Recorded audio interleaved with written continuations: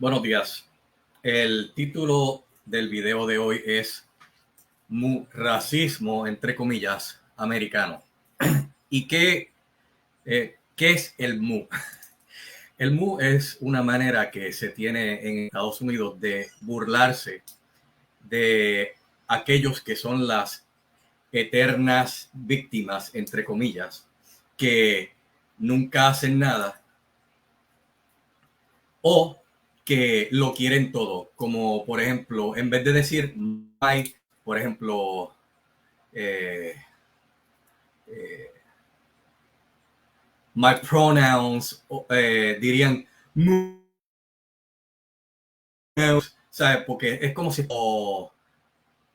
en vez de decir my rights o my human rights, dirían my human rights, estarían llorando básicamente. De ahí es que sale el mu. En vez de decir my, mu. Es para burlarse de ellos.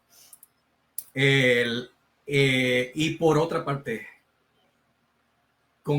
¿a qué yo me refiero americano? Bueno, aunque esto es un video, es para que el que cualquier parte del mundo lo entienda. Bueno, pues Puerto Rico es un de los Estados Unidos. Y en Puerto Rico, por lo general, se entiende por americano aquella persona que es blanca, rubia, de ojos azules. Simple y sencillamente. Para el puertorriqueño, los grones no cuentan, los asiáticos que viven allá no cuentan, los hispanos que viven allá no cuentan, los blancos rubios de ojos azules. Entonces, ese es el americano para los puertorriqueños. Y aunque en Estados Unidos, ciertamente, la mayor parte de la población actualmente son de la raza blanca, pues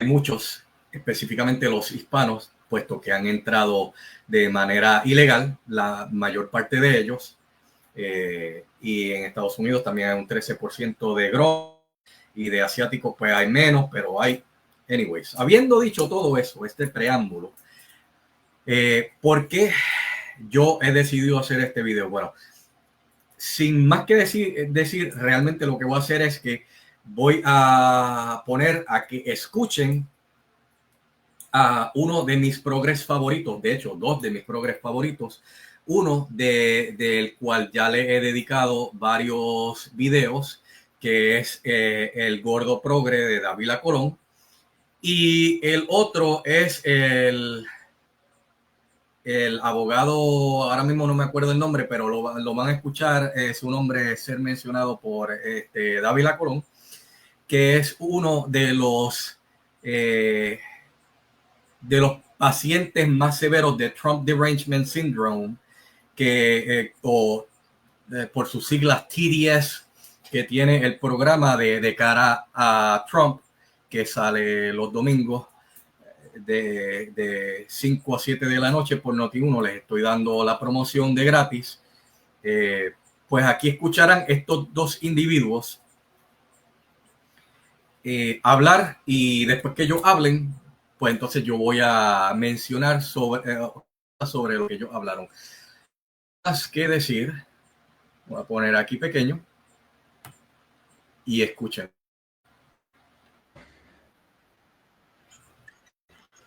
En términos de horas, tiempo y espacio en radio, televisión, medios, estamos hablando fácilmente millones de horas. Por cierto, le repito a Dávila Colón y a Noti1 que esto es fair use. Aquí lo que voy a hacer es presentar los argumentos de estos dos progres y luego voy a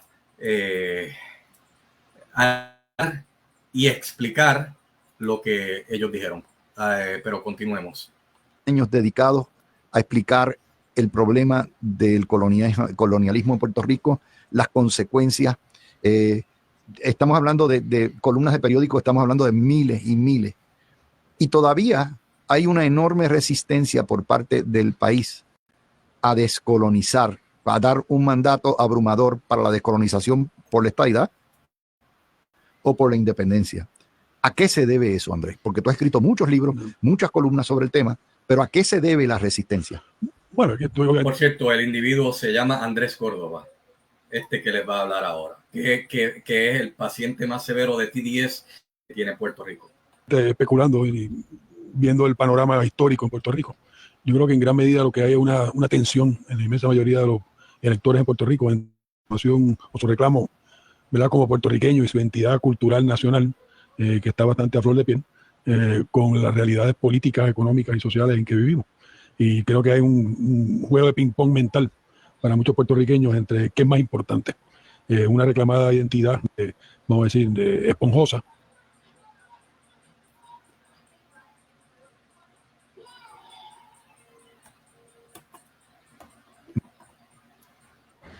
En términos de hora. Muchas áreas.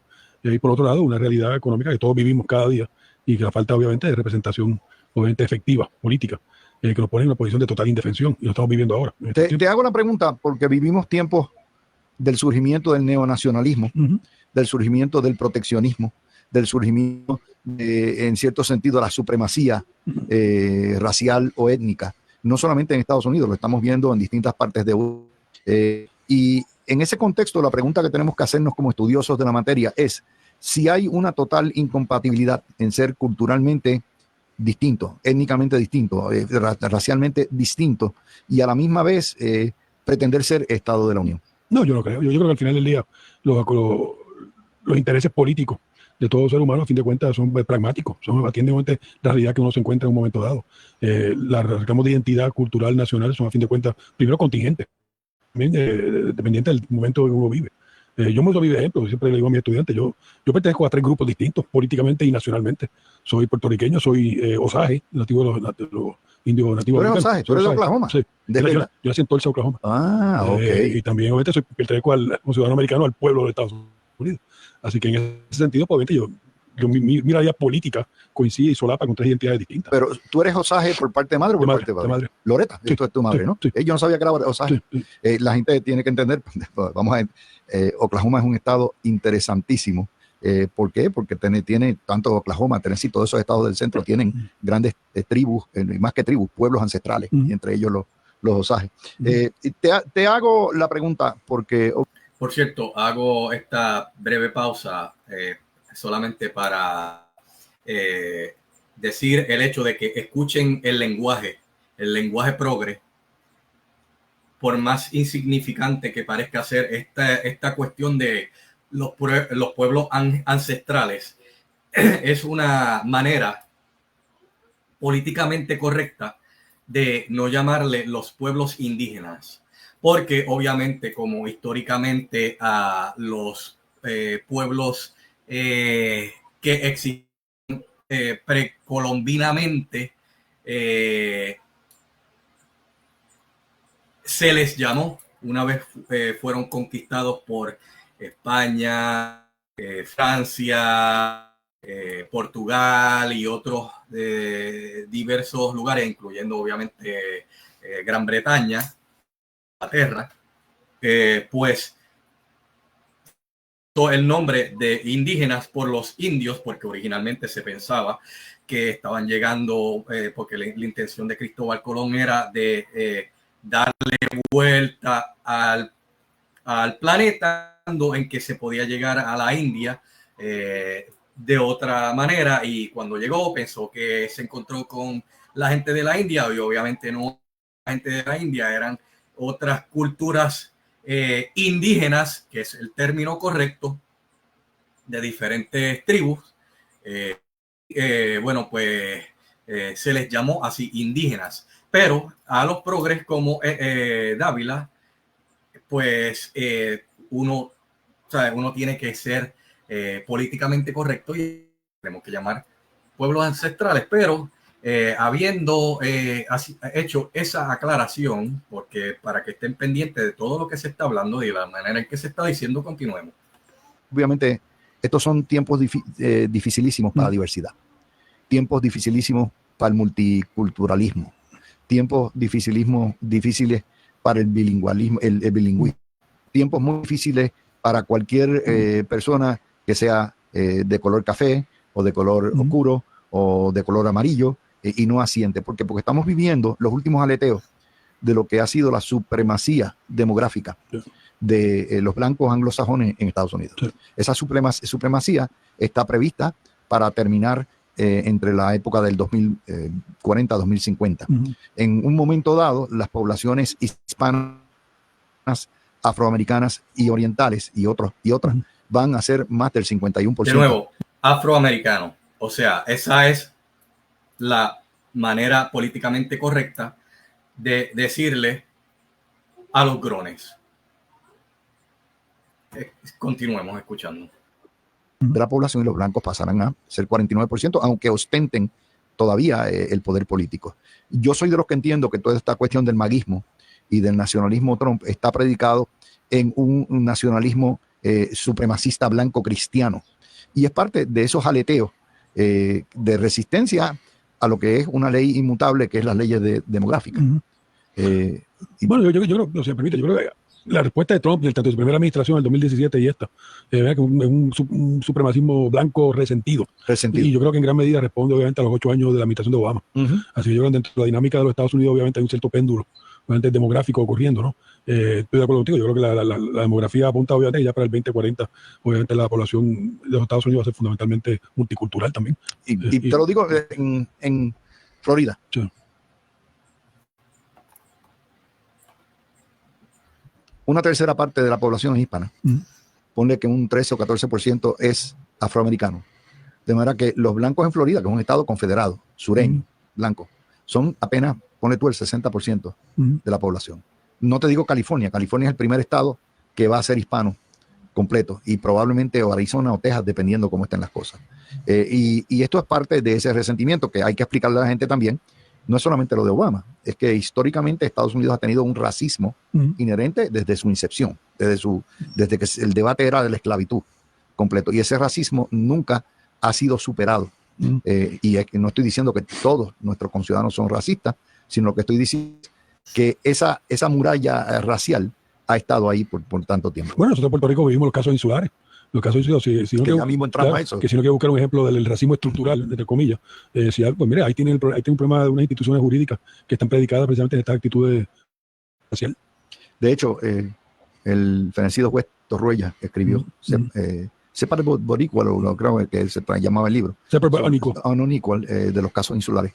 Anteriormente a eso yo había escrito en Breakthrough from Colonialism, en la parte que tenía que ver con la historia de Puerto Rico, la historia de la estadidad, cuán profundo fue el efecto racial, el racismo en los casos insulares. Tú tienes precisamente un libro sobre eso, unos escritos sobre eso. Explícale a la gente de lo que se trata, porque estamos hablando de casos que ya tienen sobre 100, 120 años y que son la base filosófica y vamos a ponerle de la doctrina que permite justificar el Estado Libre Asociado y el colonial. Bueno, toda la historia de los casos insulares es bastante conocida, ¿no? Nosotros, yo presido el comité asesor de la Comisión de Derechos Civiles de los Estados Unidos aquí en Puerto Rico. Somos un grupo de, inicialmente éramos 12.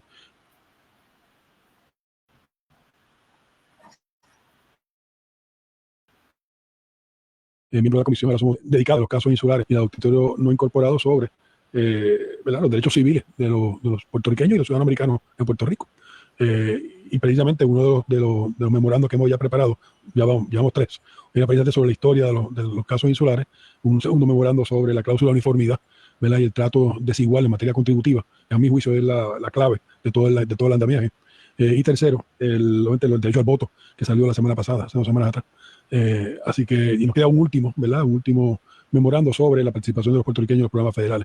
En conjunto, los 4 obviamente retratan una situación penosa, ¿verdad?, en cuanto a los derechos civiles de los ciudadanos americanos de Puerto Rico, que no tienen obviamente ni voz ni voto. O la voz que tiene es una voz sumamente exigua, ¿verdad?, de comisiones residentes, pero no tiene votos ni participación efectiva en los procesos políticos. Vamos a explicarle a la gente desde el caso de Downs versus Bidwell y toda la progenie de casos. El Supremo, enfrentado a lo que fue la anexión de la guerra hispanoamericana de territorios que eran de España, tanto asiáticos como... El Supremo se vio enfrentado a determinar cómo aplicar la ley y la Constitución en esos territorios. Y básicamente lo que el Supremo determina es que lo que vale es el poder sobre el inmueble, es decir, la isla, en el caso de Filipinas, el archipiélago, y no los derechos de los ciudadanos, y que, anyway, como quiera, esos territorios no estaban capacitados para para ser Estado por tratarse de gente de color, con culturas totalmente distintas. Prácticamente nos tratan como monos, culturalmente retrasados, y que el territorio no están dispuestos y hace la categoría de territorio incorporado y territorio no incorporado. Bueno, hasta ahí lo dejo en cuanto a lo que quería que escucharan. Ya escucharon bastante. Y escucharon el lenguaje de nuevo.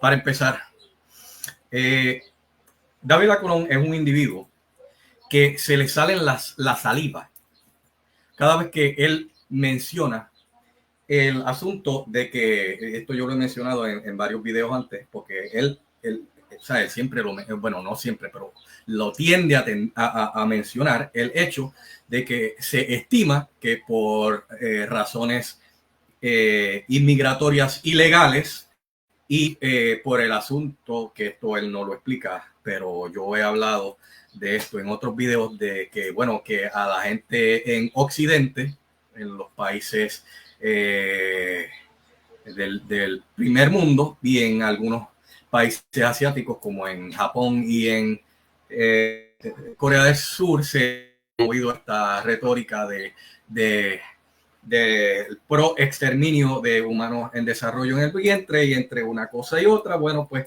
las sociedades están colapsando, mientras que hay otras sociedades en las cuales esa propaganda no ha funcionado y ellos se siguen reproduciendo así, pues, porque sí. Y bueno, él se le sale la saliva cada vez que él menciona el hecho de que en Estados Unidos, pues, los blancos van a dejar de ser la mayoría. Entonces, habiendo dicho eso, ¿quién es el supremo? Vamos a usar esa palabra así, porque por si acaso, pues para que a YouTube no le dé con censurarme, ¿verdad? Pues hay que usar palabras clave. ¿Y a quién entonces es el que se le puede acusar de supremo racial? Ya será a los americanos, obviamente habiendo dicho el asunto de los que en Puerto Rico se entiende por americano, aquel que es blanco, rubio, de ojos azules. Americano, que por cierto se mencionó por parte del abogado Córdoba, que bueno, están resentidos por haber votado por Obama, o sea, por haber tenido un presidente grone.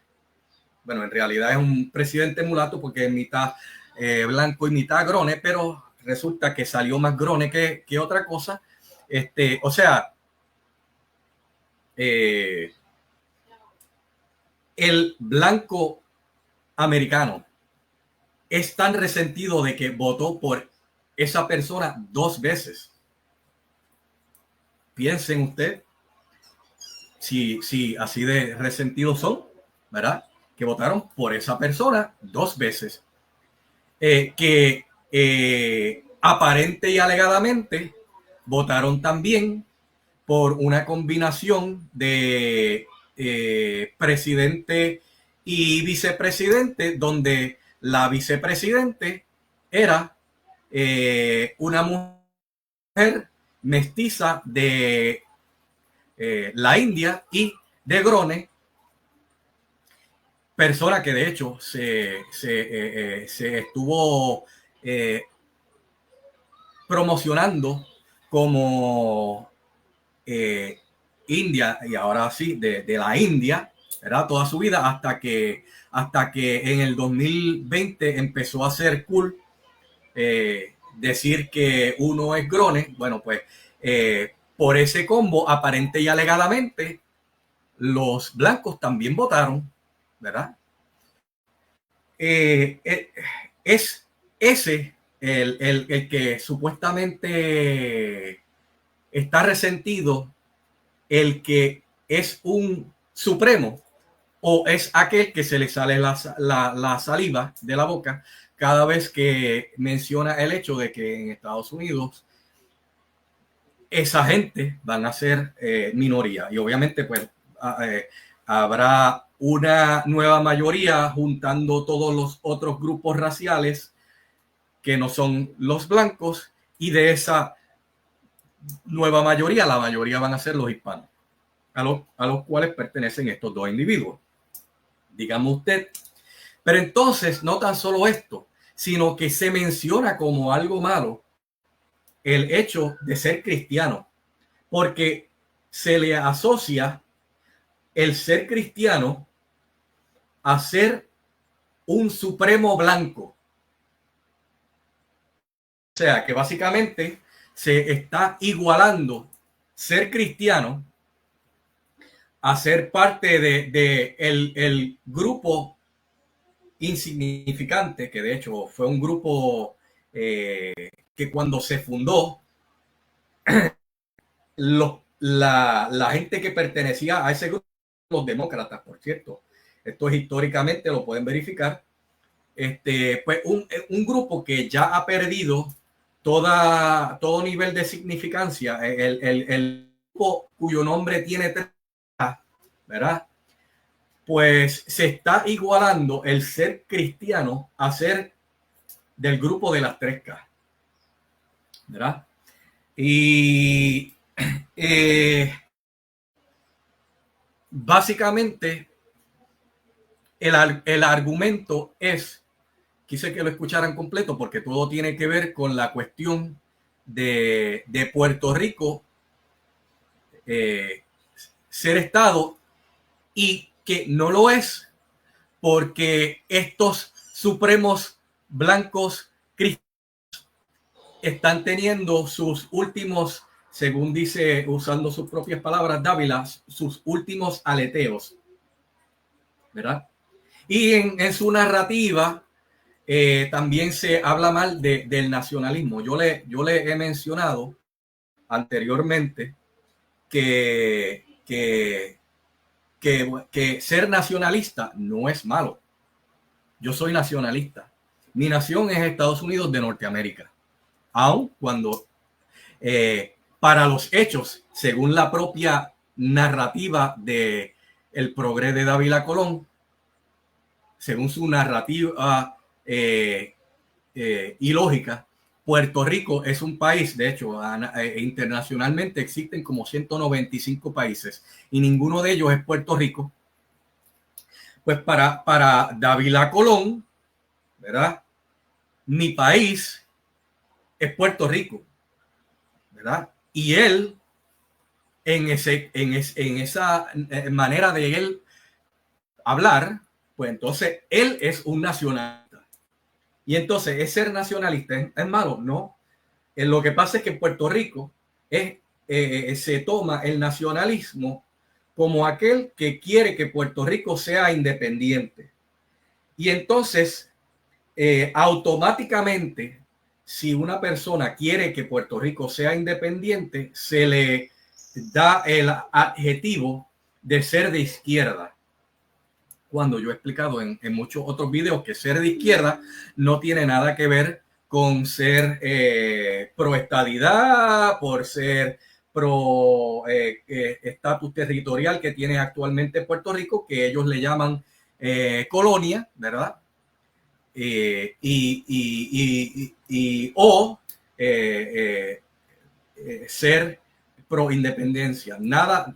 Creer en un estatus para el territorio de Puerto Rico no te hace ser de derecha como no te hace ser de hecho. Esos dos individuos a los cuales escucharon quieren que Puerto Rico obviamente sea Estado, y entonces se quejan que básicamente mientras existan los supremos cristianos, pues Puerto Rico no va a ser Estado porque está en el sistema establecido, sistemáticamente hablando, el asunto del racismo, ¿verdad?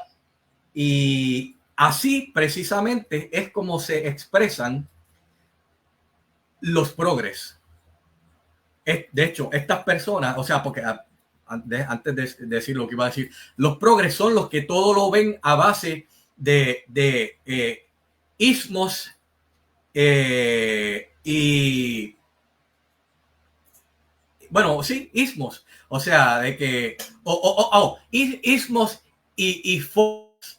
Para ellos todo es racismo, homofobia, gordofobia, transfobia, sexismo. Ven que todo para los progres es ismo y fobia. Pues así es como se expresan los progres. Pero no tan solo esto, sino que estos dos individuos en su narrativa constante, en sus diferentes programas, en este programa de Dávila Colón, de La Mirilla, y en el de Cara a Trump, en donde sale el abogado Córdoba, pues todo es, la narrativa es cuánto dinero podemos lograr que el contribuyente americano que paga Federal Income Tax nos puede enviar. O sea, redistribución de riqueza, o sea, socialismo, ¿verdad? Bueno, pues estos individuos mencionan el nacionalismo como algo malo, y sin embargo no es nada malo. Uno puede ser nacionalista porque uno ama su nación. Yo amo mi nación, Estados Unidos de Norteamérica. Y el gordo progre de Dávila pues ama a Puerto Rico como su país que no existe. O sea, porque no es un país, ¿verdad? Y también de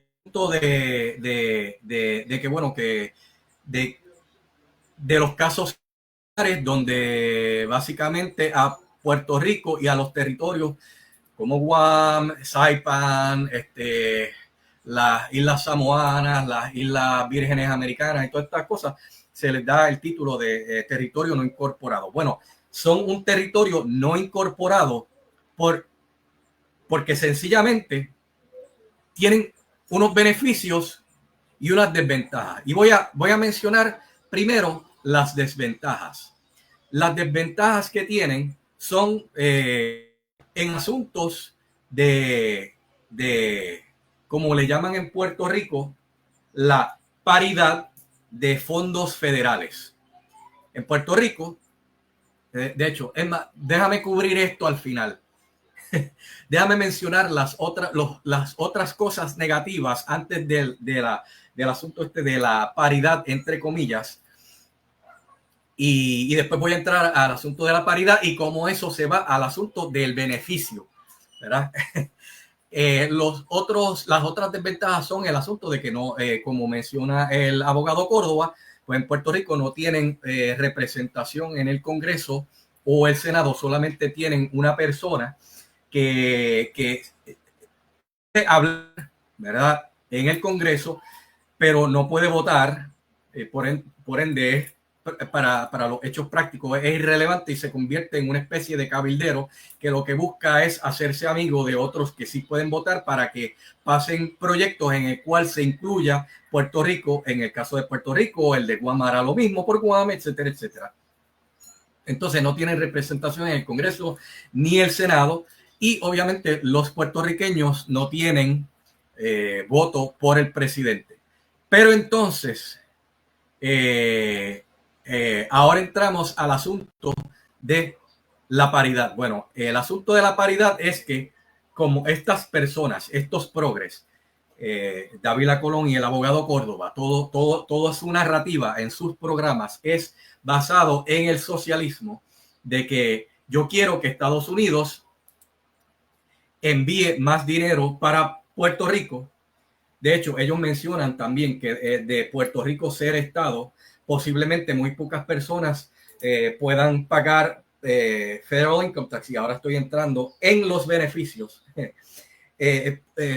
Muy pocas personas podrían pagar Federal Income Tax por el hecho de que, bueno, en Puerto Rico hay tanta gente que gana bajo los niveles de donde se les empieza a cobrar Federal Income Tax, porque todo es basado en unos porcentajes. Si usted gana de tanto a tanto, paga tanto. Si usted gana de tanto a tanto, paga un poco más. Como que puede que no pague nada. Y se estima que en Puerto Rico posiblemente la mayor parte de las personas no paguen federal income tax por ganar poco. Y entonces la paridad se basa en que es una de las desventajas supuestamente de las cuales hablan, es de que, bueno, a Puerto Rico llegan fondos federales, pero no llegan al mismo nivel, o sea, la misma cantidad que se supone que le tocaría a Puerto Rico, de Puerto Rico ser un estado. Pero díganme usted si es una desventaja que usted actualmente no paga federal income tax y que del federal income tax que pagan los ciudadanos americanos que viven en los diferentes estados de manera, o sea, como residentes legales, ciudadanos legales, ¿verdad? Si es una desventaja el que usted, que no paga federal income tax, reciba billones de dólares al año por algo que usted no contribuye. Para mí eso es un beneficio, ¿verdad? Y este beneficio se da porque está el asunto del no taxation without representation. Aquí es que se explica el asunto, que por el hecho de que los puertorriqueños no pagan federal income tax, los que residen legalmente en Puerto Rico, me refiero, pues entonces, como no pagan federal income tax, tampoco tienen representación en el Senado, el Congreso, y no pueden votar por el presidente. Pero usted puede ver eso como una desventaja, como que lo puede ver como una ventaja, porque yo, que soy libertario de derecha, pro MAGA, para mí es una ventaja el yo no tener que pagar impuestos, ¿verdad? Pero también considero que es un privilegio, no un derecho, es un privilegio el que se me permita votar por mi presidente, mis congresistas y senadores, ¿verdad? Entonces, en Puerto Rico quieren básicamente tener lo mejor de todo. No pagar federal income tax, aún siendo estado, ¿verdad? Porque siempre se vende la narrativa esta de que por los puertorriqueños ganar poco, pues entonces no pagarían federal income tax. Pero entonces sí tener paridad. Paridad en fondos que muy pocos van a contribuir en Puerto Rico, al muy pocos pagar federal income tax, pero sin embargo tienen paridad. Esa es la narrativa socialista que tienen estos individuos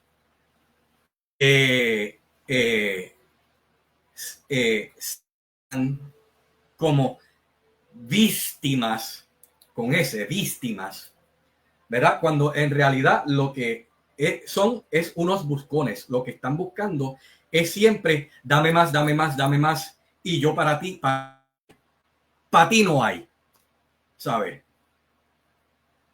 Esto es simple y sencillamente el caso. Entonces, creo que ya en este video he logrado argumentar sobre todas las cosas que se mencionaron, el asunto racial, el asunto estatutario, el asunto económico, y creo que no se me olvida más nada. Así que como creo que ya cubrí todos los temas, voy a cortarlo aquí. Y bueno, si usted aprendió algo con este video, me gustaría que lo comparta. Muchas gracias por escucharme y será hasta el próximo.